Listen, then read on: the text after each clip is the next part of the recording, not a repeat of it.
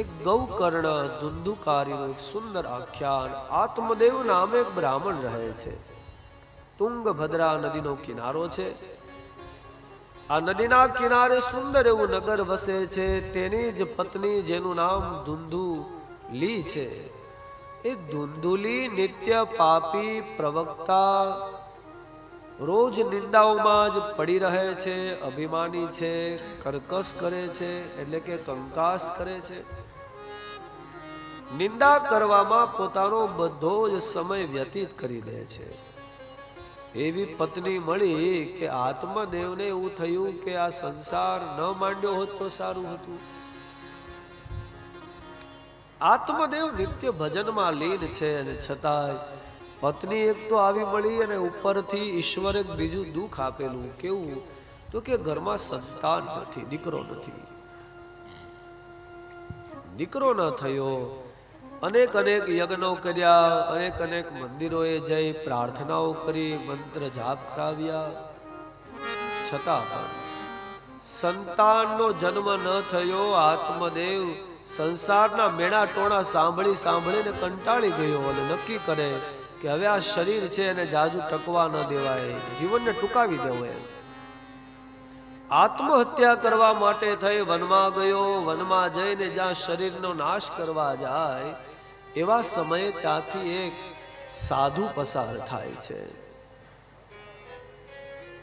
સાધુને જોયા એટલે પેલો બ્રાહ્મણ થોડી વાર ખાલી ઉભો રહી ગયો અને આ સાધુ પ્રશ્ન પૂછે છે કે બેટા તું શું કરી રહ્યો છે? અરે મહાત્માજી, આ દેહ હવે કઈ કામનો રહ્યો નથી.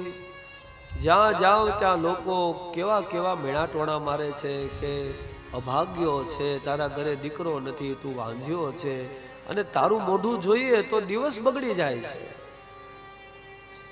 આવું સાંભળી સાંભળીને હવે જીવવાની ઈચ્છા પૂરી થઈ ગઈ છે.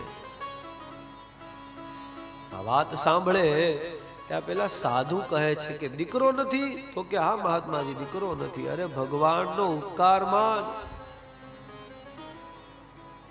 શું કીધું?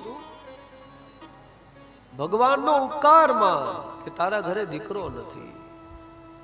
આ જોને ભગીરથ રાજા 60,000 દીકરાઓ શું કરી લીધું? કાઈ થયું? અરે આ કૌરવોને જોઈ લે ને, ધૃતરાષ્ટ્રને ત્યાં 100 કૌરવો, શું થયું? વિનાશ સિવાય બીજું કાંઈ નહીં.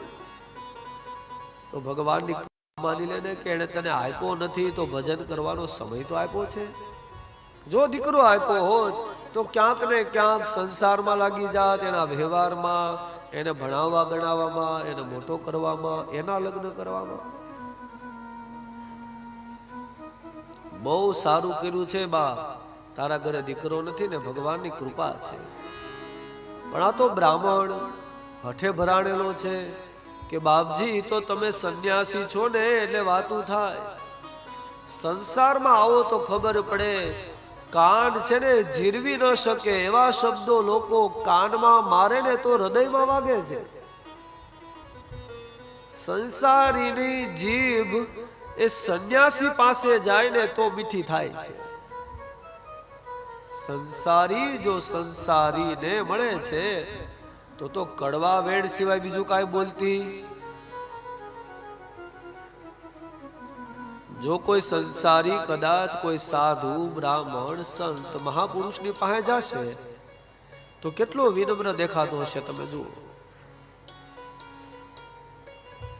મારું તો દેહ બ્રાહ્મણનો છે એટલે એ પરિસ્થિતિમાંથી અમે રોજ પસાર થઈએ.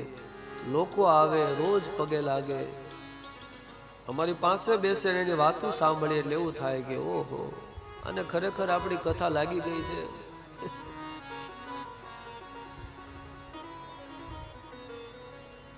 પણ જો એના ઘરે પૂછવામાં આવે પોતાના બાપને ક્યારે પગે લાગે છે તો કે ના ના દાદા, એ તો કોઈ દી લાગ્યો. એવા સ્થાને જાય ત્યારે એની વાણીમાં એવી પવિત્રતા હોય છે ખાલી. પણ જો ઘરે જાય, કોઈ વ્યવહારિક માણસને મળે ત્યારે તો એની જીભ લીમડા અને કાતર જેવી હોય છે. આ બ્રાહ્મણ એવી વાત કરે છે કે સાંભળો ને સંન્યાસી, તમે તો સંસાર છોડી દીધો છે ને, એટલે તમને અનુભવ નથી સંસારમાં શું થઈ રહ્યું છે.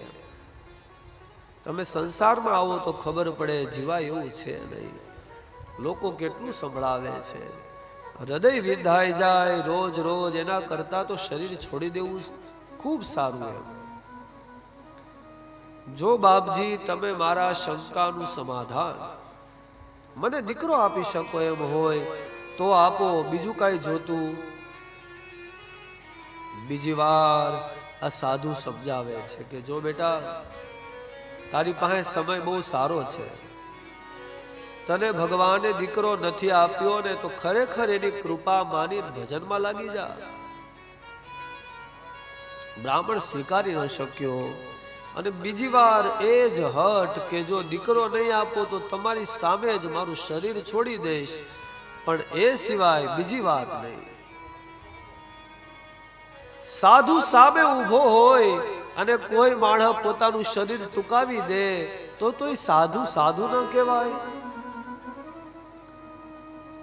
સાધુ પોતાની જોડી લઈને ઉભેલો છે અને જોડીમાંથી ખાલી એક ફળ આપે અને એવી વાત કહે કે બેટા, એક એવો સાધુ તારી સામે છે કે જો તે તો માગવામાં બહુ અલ્પતા કરી. દીકરો માગ્યો ને દીકરો તો હું આપી દઈશ, આજે ભગવાન માગ્યો હોત તો કદાચ.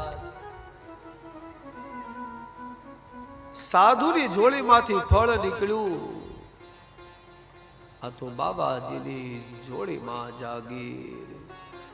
એને આંબે નહીં કોઈ અમીર, ખાલી કાઢી એને ફળ આપ્યું કે લે આત્મદેવ કામ કરજે, તારી પત્નીને ખવડાવી દેજે, સમયાંતરે તારા ઘરે દીકરાનો જન્મ થશે. જા. બ્રાહ્મણ ખૂબ પ્રસન્ન થયો. સાધુએ આશીર્વાદ આપ્યા એવું જાણી ઘરે આવે, પત્નીને વાત કરે છે કે હે પ્રિયા સાંભળ, સાધુએ પ્રસાદી આપી છે, તું આ ફળ ખાઈ લે, આપણા ઘરે ઈશ્વરની કૃપાથી સંતાન આવશે, દીકરાનો જન્મ થશે.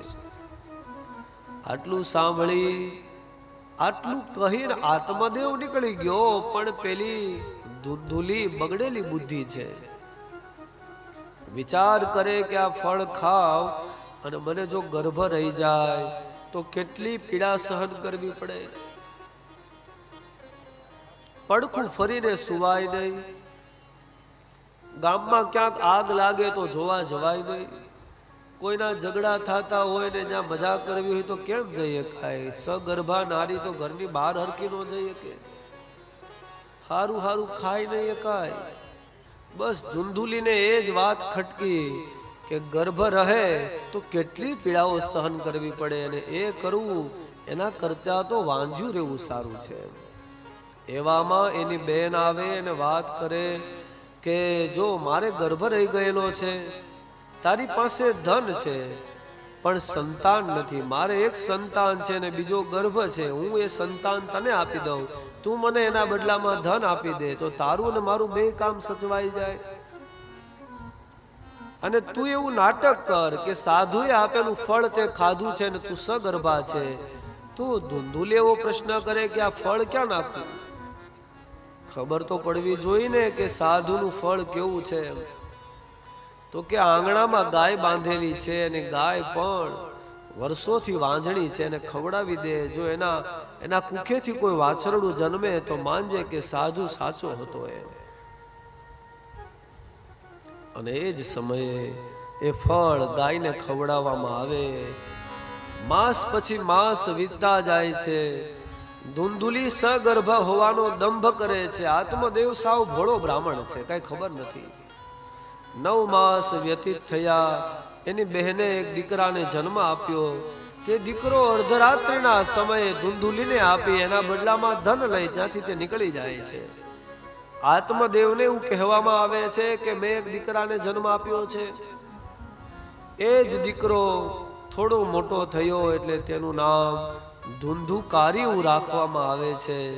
અને બરાબર એ જ સમયે આંગણામાં બાંધેલી ગાય તે સુંદર એવા વાછડાને જન્મ આપે, જેનું શરીર માણસ જેવું છે અને ખાલી 2 કાન તે ગાય જેવા છે. એ સમયાંતરે તેનું નામ ગૌકર્ણ મહારાજ એવું નામ પાડવામાં આવે છે.